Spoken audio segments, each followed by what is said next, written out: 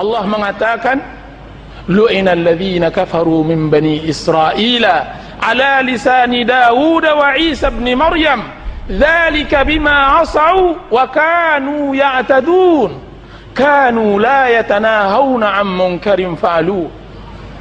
Sesungguhnya terlaknatlah orang-orang kafir dari Bani Israel melalui lisan Nabi Isa dan Musa, Nabi Isa, Daud. Karenanya mereka telah berbuat maksiat dan mereka telah melampaui batas. Mereka itu tidak saling melarang terhadap kemungkaran. Coba lihat, terlaknatnya Bani Israel karena tidak saling melarang di atas kemungkaran. Subhanallah. Para ikhwah yang dirahmati oleh Allah Subhanahu wa taala, maka terangilah diri kita dengan cahaya Allah, dengan kitabullah dan sunnah Rasulullah sallallahu alaihi wasallam, dan terangilah di hati kita dengan membersihkannya. Qad aflaha man zakkaha, berbahagialah orang yang telah mensucikan hati. Jika seandainya bertemu terang kitabullah dan terang sunnah Rasulullah dengan cahaya kalbu, itulah cahaya di atas cahaya. Allah mengatakan nurun ala nur, cahaya di atas cahaya. Qala rabbana zalamna anfusana wa in lam taghfir lana wa tarhamna lanakunanna minal khasirin. Wa na'udzu billahi min shururi anfusina wa min sayyiati a'malina. Man yahdihillahu fala mudilla lahu wa man yudlil fala hadiya lahu. Asyhadu an la ilaha illallah wahdahu la syarika lah wa asyhadu anna Muhammadan abduhu wa rasuluh sallallahu alaihi wa ala alihi wa sahbihi wa sallama tasliman katsira. Amma ba'd. Assalamualaikum warahmatullahi wabarakatuh.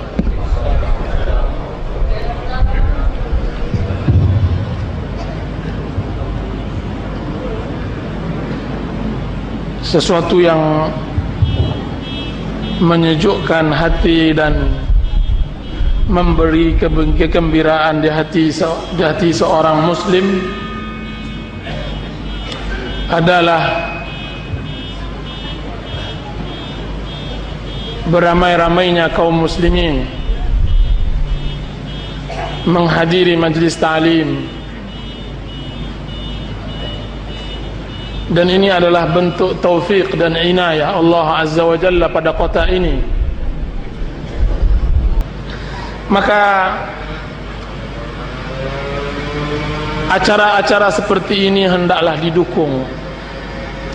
Jika seandainya orang-orang yang menginginkan kemungkaran beramai-ramai menghadiri sebuah tempat maksiat dan kemungkaran, kenapa kita relakan negeri kita kosong masjid-masjidnya dari kebenaran? Kenapa kita biarkan negeri kita ini melompong dari kajian-kajian yang diisi dengan kitabullah dan sunnah Rasulullah sallallahu alaihi wasallam? 3 hari ini menjadi bukti bahwa negeri ini diberkahi insyaallah ta'ala oleh Allah, dan ini kedepannya insyaallah ta'ala menjadi tanda baik bahwa masyarakat ini adalah masyarakat yang cinta terhadap Islam.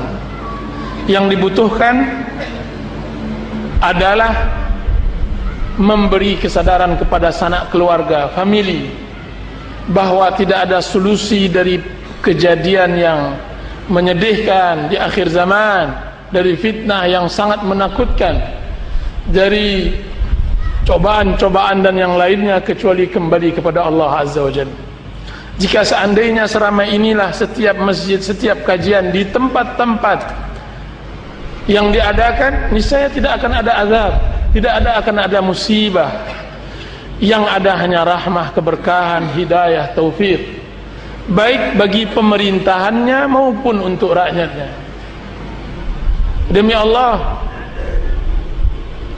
kajian-kajian yang kita adakan di seluruh negeri mengingatkan kita kepada keadaan-keadaan Jazair jauh sebelumnya, sebagaimana yang disampaikan oleh ulama-ulama Jazair tersebut.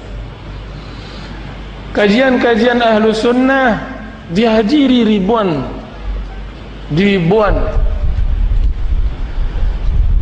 di tempat Ustaz Yazid bin Abdul Qadir Jawas.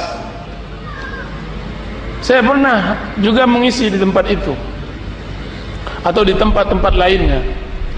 Saya melihat masyarakat yang Masya Allah, di negeri yang habis waktunya di tengah jalan karena macet, mereka masih bisa meluangkan waktu pada hari Sabtu untuk hadir di majelis ta'lim. Ketika saya tanya, mereka tinggal di sebuah tempat yang menuju masjid tersebut kadang-kadang 3 jam atau 4 jam, dan mereka hadir jauh sebelum menghadiri majelis ta'lim, sebelum jadwal majelis ta'lim. Jam 2 mereka sudah hadir, jam 1 mereka sudah ada di masjid. Sedangkan sesaknya, maka cerita jangan, tidak perlu dicemaskan. Begitu sesak. Jika hal itu dilihat, maka akan memberikan kepada kita bahwa Allah memang menjaga agama, bahwa Allah memang menjaga agamanya. Bencilah yang benci, sukalah yang suka. Huwallazi arsala rasulahu bil huda wa dinil haqq liyuzhirahu 'ala ad-din kullihi walau karihal musyrikun. Dialah yang mengirim rasulnya dengan petunjuk untuk menampakkan, liyuzhirahu 'ala ad-din kullihi, menampakkan pada seluruh agama yang lainnya. Ketika kebenaran nampak muncul, maka akan hilang gelap kebatilan.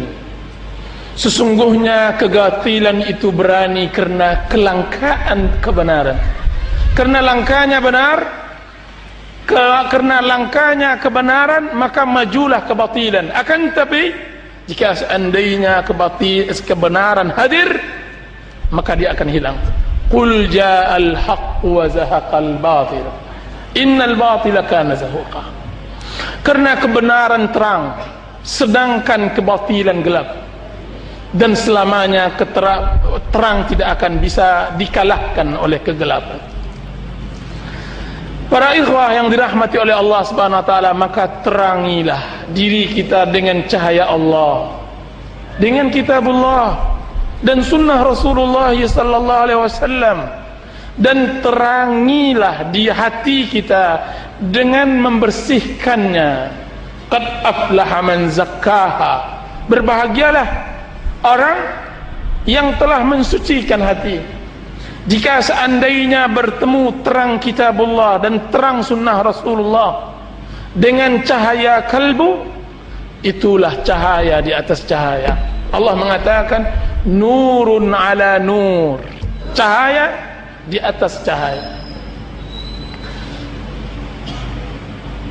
Sebenarnya para ikhwah yang dirahmati oleh Allah Subhanahu wa taala, Islam ini jika seandainya kita tidak menolongnya, maka Allah akan mencarikan orang yang akan menolongnya.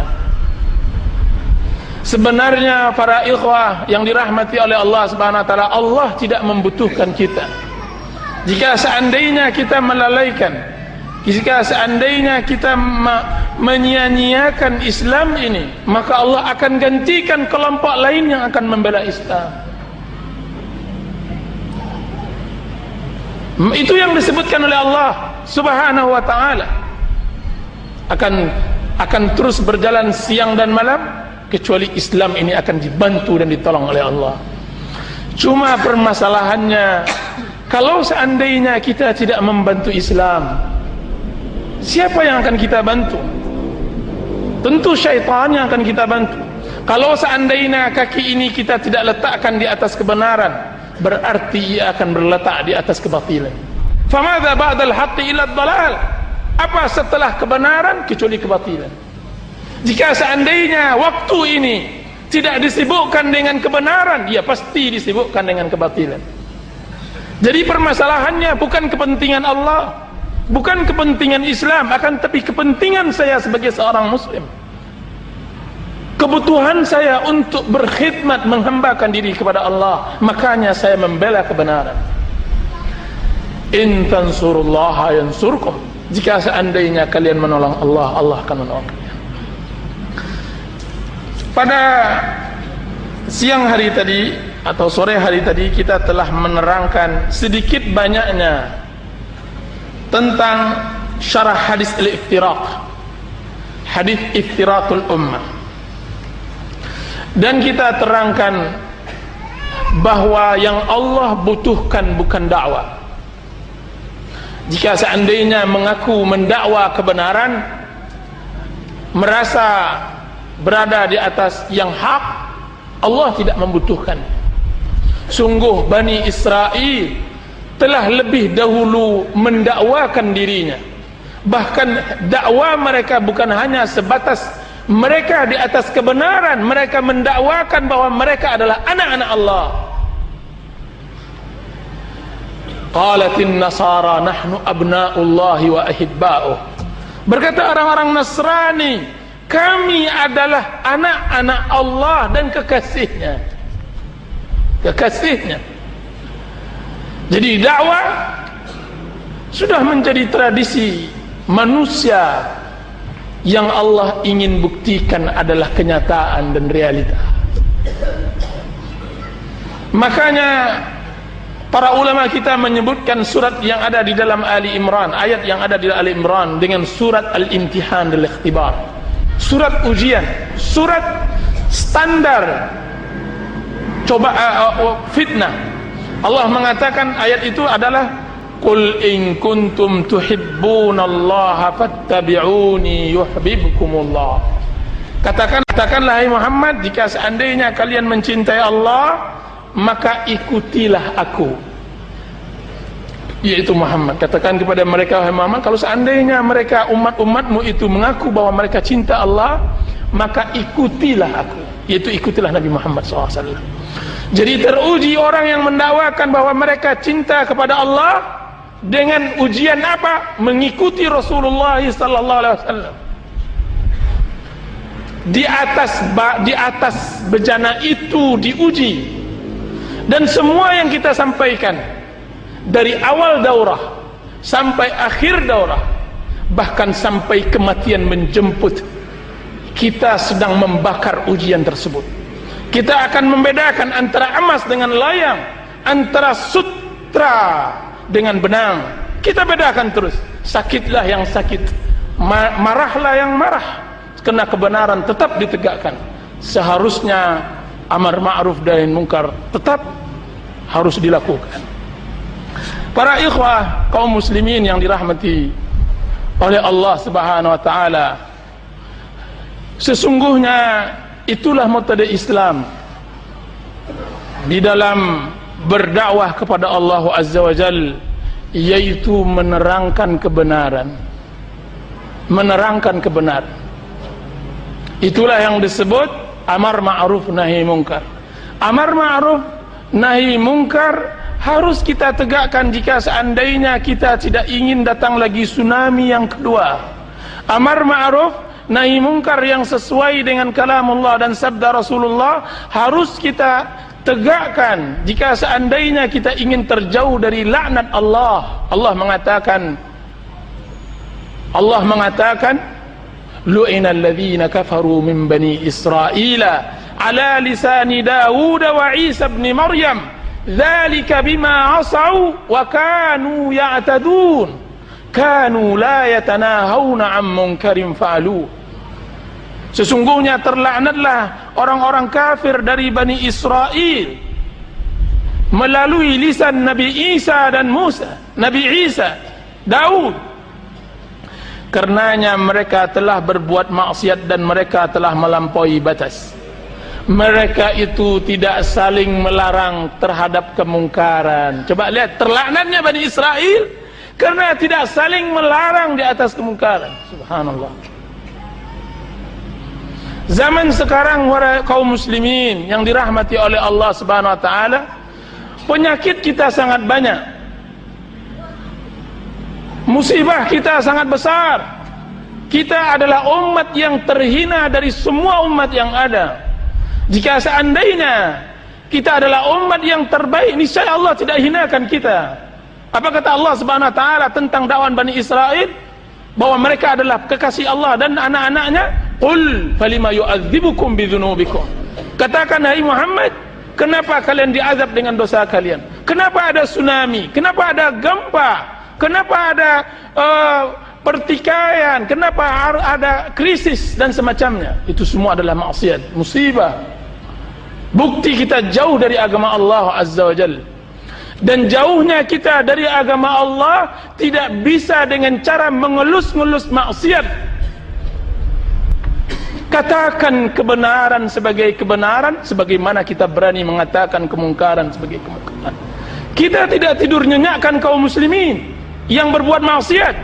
Kita tidak akan katakan kepada pelaku zina bahwa dia adalah orang yang saleh. Kita tidak akan katakan kepada orang yang korupsi bahwa dia adalah Masya Allah, orang yang berderma dan semacamnya. Kita tetap katakan orang yang berbuat maksiat itu adalah maksiat. Bahwa riba itu haram, bahwa korupsi itu haram, tanpa tanpa menjual-jual agama Allah Azza wa Jalla. Karena itu tugas ulama. Dan seharusnya dakwah ini yang harus ditegakkan di atas masyarakat.